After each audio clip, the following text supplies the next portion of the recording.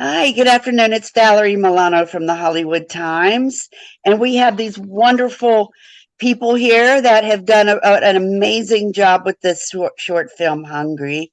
Um, we have the Simons, we have Jillie and Thomas, and I'm going to let them introduce themselves, please. Hi, I'm Jillie Simon. I'm an actor, singer, songwriter, filmmaker who wrote and co-directed Hungry. And thank you so much for having us here. Yeah, thank you so much for having us. My name is Thomas Simon. I'm co-producer and co-director on Hungry, and developed the story as well with Jill. And I'm a producer, musician. I do soundtrack work, and I have a touring band, Thomas Simon Vortex. Lovely. Thank you for spending the time with me and the Hollywood Times. Um, the music for the film is subtle and simple, yet adds a lot of texture. It is perfectly scored. I woke up at 4 a.m. when I realized that you guys, had so much to do with the music, and I came up with some questions regarding the music. So we're going to delve in to both the music and this film. It's an emotional ride. It's a story that's ripped from the headlines, and made real by putting faces to the people most affected. It's brilliant.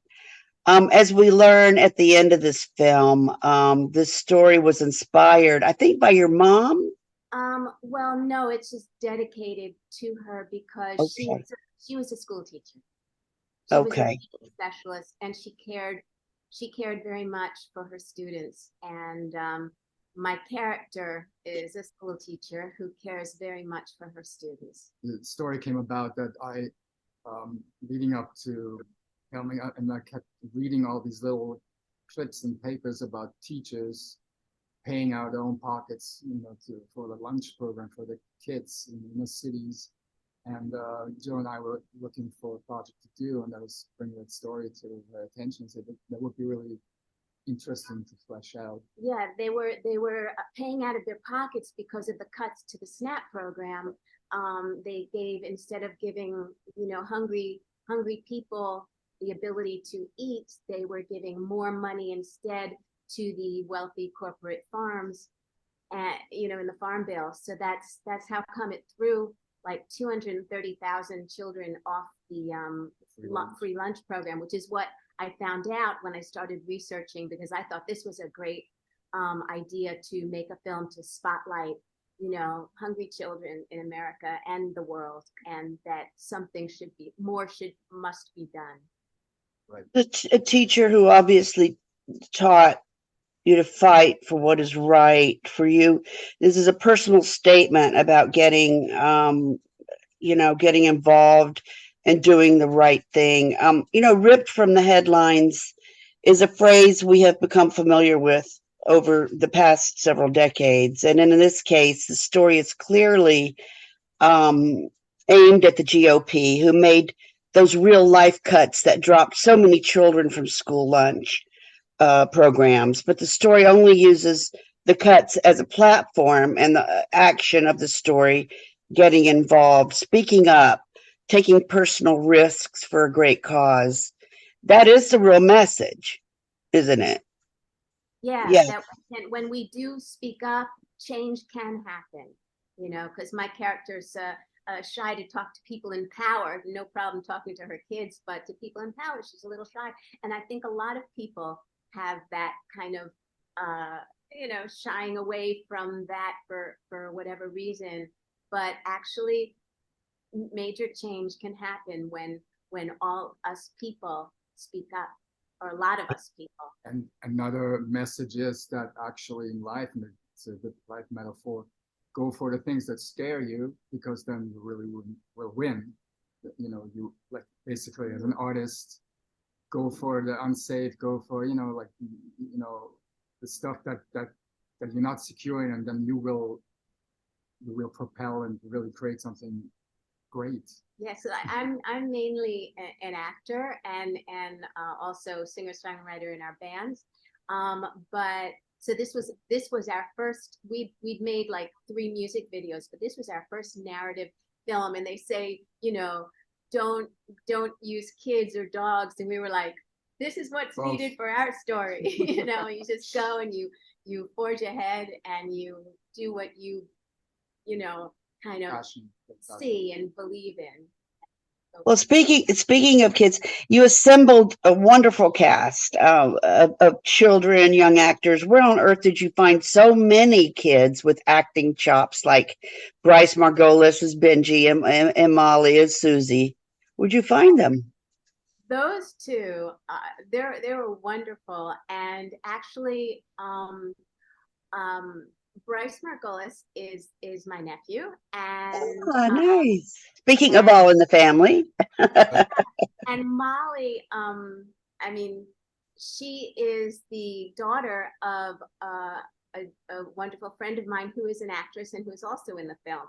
So yeah, Melissa Murray Much, and so those two I had, and the rest of the children, an agent for children approached me and gave me their roster of kids, and all the rest of the kids we got from that roster. We auditioned them, we chose them, and they were kudos. I mean, especially that protest march scene was, you know, we had to do that several times, and it wasn't easy for like little kids to have to focus that many times and repeat it. It was just wonderful. We're so proud of them all.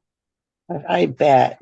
Well, the film also speaks to the power of togetherness and support between Allison and Zachary, Alex Emmanuel, as well as Allison and her fellow teachers, who in the end come to her support.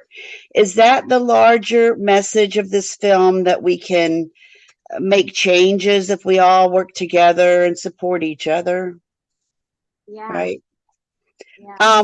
Yeah, the location is a powerful character in any film, and obviously the setting in any inner city school in any large city. But where was it filmed?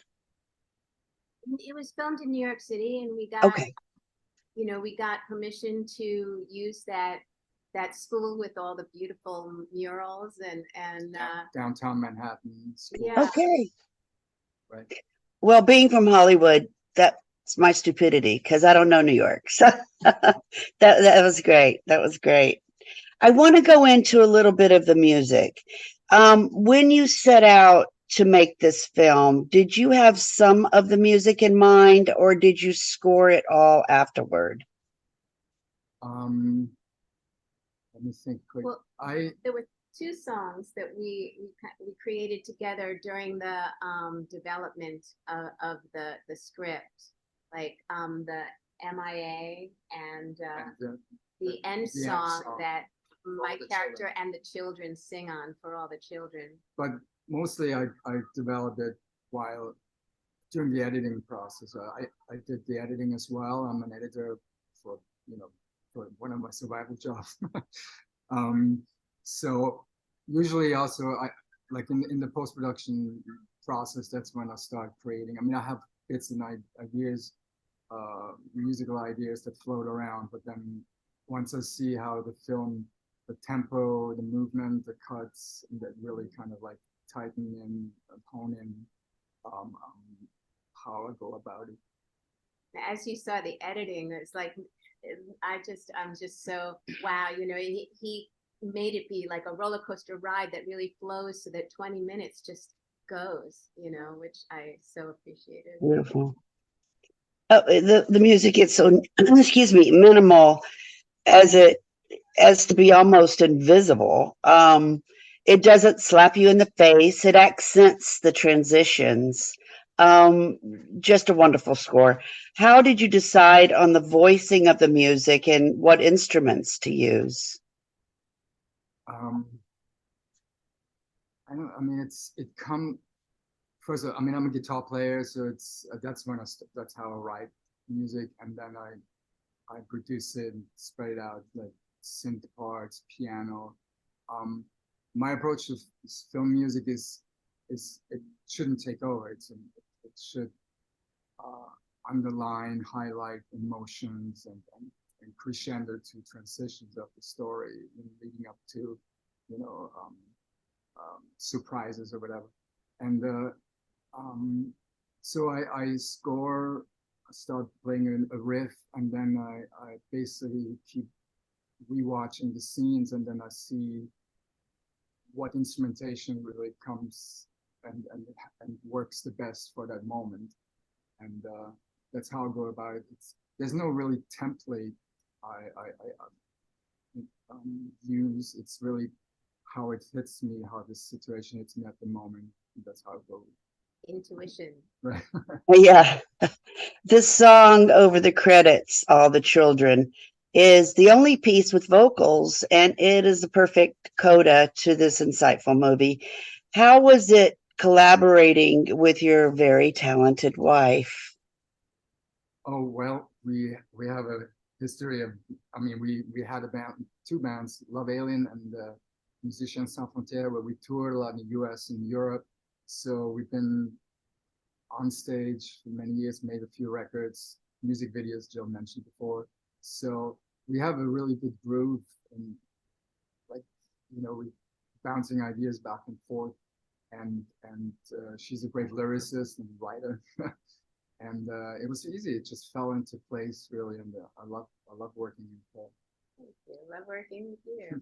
That's why he like encouraged me to write this narrative piece in the first place, because I've been writing Ah, for years. You know, yeah. Along with acting, I also, you know, write songs. So it's like, let's make this. And it's like, okay, let me try. so, regards to the technical part, which was more challenging, the technical part of directing and editing this film and its sound, or scoring it, writing and performing the music? Which did you enjoy more? In retrospect, I enjoyed it all. The most challenging thing was obviously being on set, like, you know, because things always end up being different. For instance, the big scene, the gala scene with Eric Roberts in it, we had to kind of think on our feet, because he wanted to work a different way than I had the shot list prepared, and so I had to throw out my shot list and kind of like work with him to get the scene properly done, because he came from Canada. He did suits, and he was he didn't he needed he thought he not going to be able to do the scene one take. Though he ended up like doing, so he had it, like he was just kind of, you know, just wanted to back up because he wasn't sure he had it. Right. But he was terrific. We were so happy that he read the script and came on board. You know, Yeah, I mean, he gave it all. His people like got it, you know, presented the project to him, and he was like, yeah, I love this script, let's do it. And so even though we had to like reschedule once, when it came time to do it, he was like in the middle. He was shooting Friday night on Suits, and then he was shooting again on Monday morning. So like we flew him down from Toronto, and he did just such a wonderful job. It was a great experience working with him. Wonderful. So were y'all friends before, obviously, or how did No, that come about? we hadn't known him. I had cast a lot of people that I had worked with and knew before, in Hungary, other characters. But for that character, I thought, you know, I wanted to have someone um, that a well-known person, and I put that into the breakdowns, which is what all the you know, agents look at. And his I believe it was his wife, Eliza, she's wonderful and lovely. She saw it and brought it to his attention because they care about children's causes. So then he was like, let me see the script. And then he came on board. So. Wonderful. That's a good plus.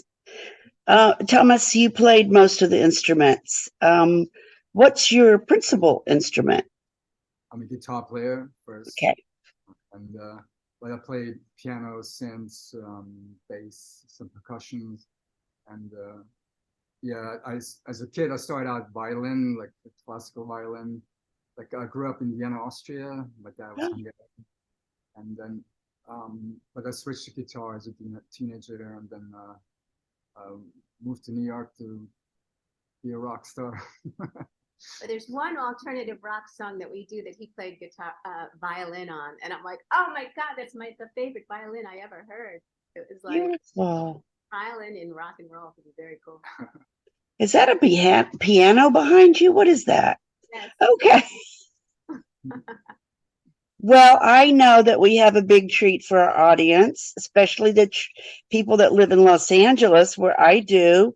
You have a show coming up this month at the LA Viper Room, a very famous and prestigious venue.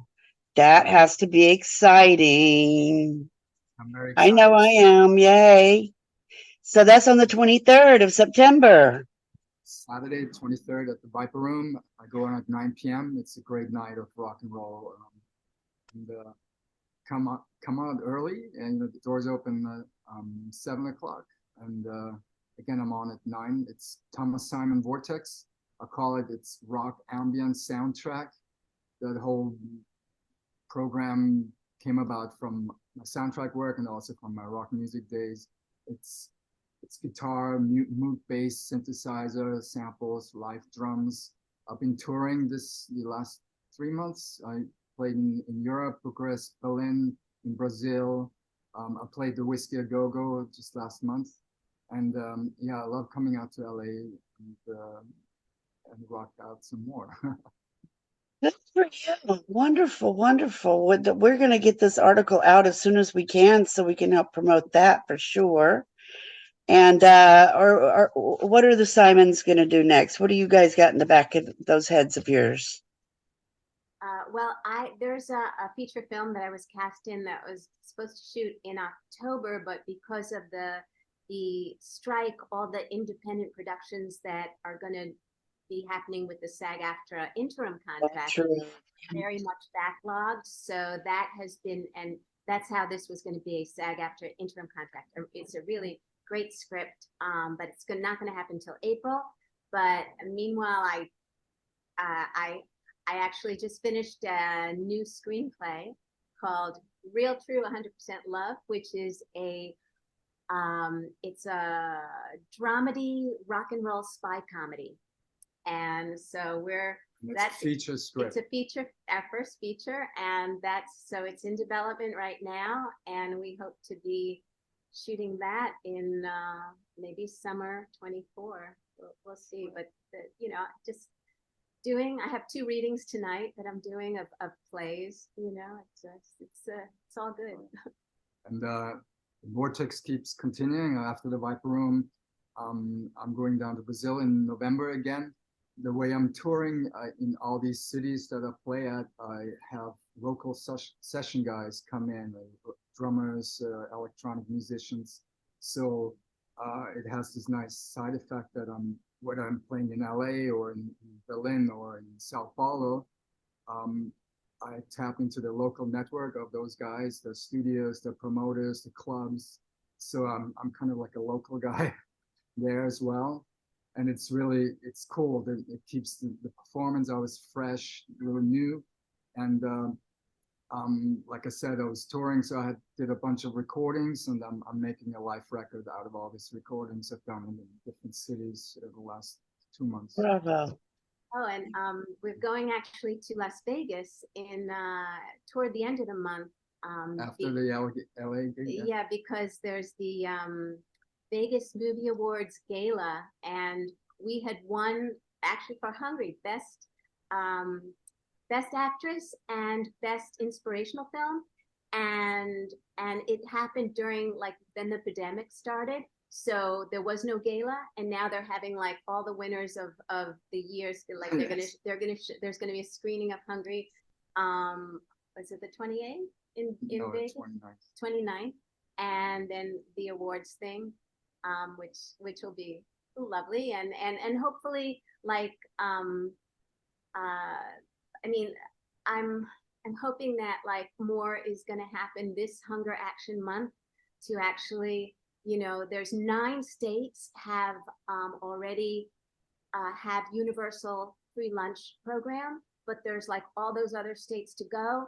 So let's hope that like the push of this month will, you know, get more states to come on board, or like people will contact their congressperson and say, this has to happen federally. Let's get it all happening so that, you know, children don't go hungry, which is a horrible thing in a wealthy country like ours. You can't focus. You know. They can't learn. That's Right. that's a line directly from our movie. Hungry.movie, you can go. Hungry.movie, yeah. That's the landing page where you can go and where you can see the film.